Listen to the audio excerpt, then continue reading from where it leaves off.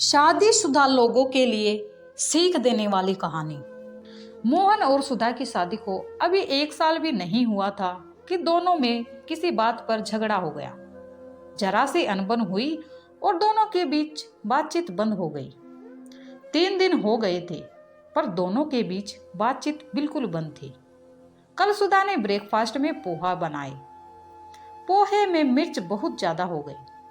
सुधा ने चखा नहीं तो उसे पता नहीं चला और मोहन ने भी नाराजगी की वजह से बिना कुछ कहे पूरा नाश्ता किया, पर सुधा को एक शब्द भी नहीं बोला। लेकिन अधिक तीखे की वजह से सर्दी में भी वह पसीने में भीग गया। बाद में जब सुधा ने ब्रेकफास्ट किया तब उसे अपनी गलती का एहसास हुआ। एक बार लगा कि उसे मोहन को सॉरी बोल देना चाहिए, लेकिन फिर उसे अपनी फ्रेंड की सीख याद आ गई। अगर तुम पहले झुकी तो फिर हमेशा के लिए तुझे ही झुकना पड़ेगा। और वह चुप रह गई। अगले दिन संडे था तो मोहन की नींद देर से खुली। घड़ी में देखा तो 9 बज गए थे। उसने सुधा की साइड देखा, वह अभी तक सो रही थी।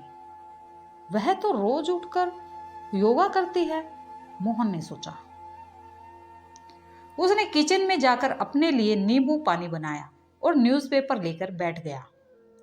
10 बज चुके थे। सुधा नहीं जगी तब मोहन को चिंता हुई।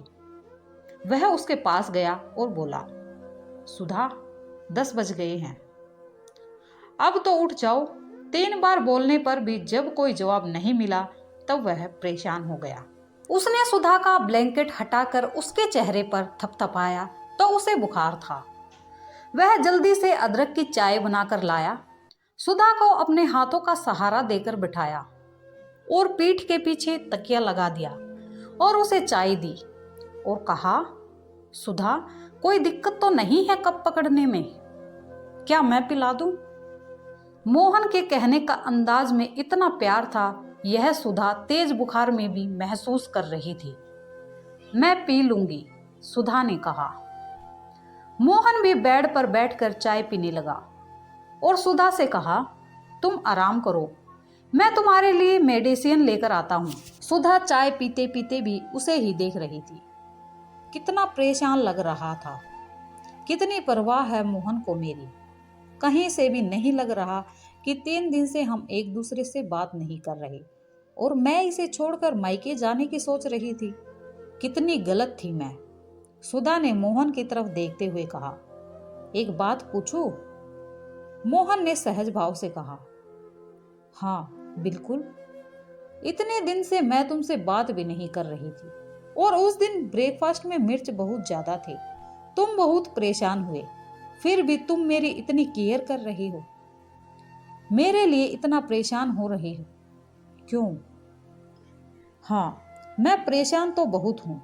तुम्हारी तबीयत जो ठीक नहीं, और रही मेरे और तुम्हारे झगड़े की, तो जब जिंदगी भर साथ रहना है तो कभी कभी बहस भी होगी, झगड़े भी होंगे, रूठना मनाना भी होगा। 2 बर्तन जहां है वहां खटखट तो होगी ही। समझी कि नहीं मेरी जीवन संगिनी?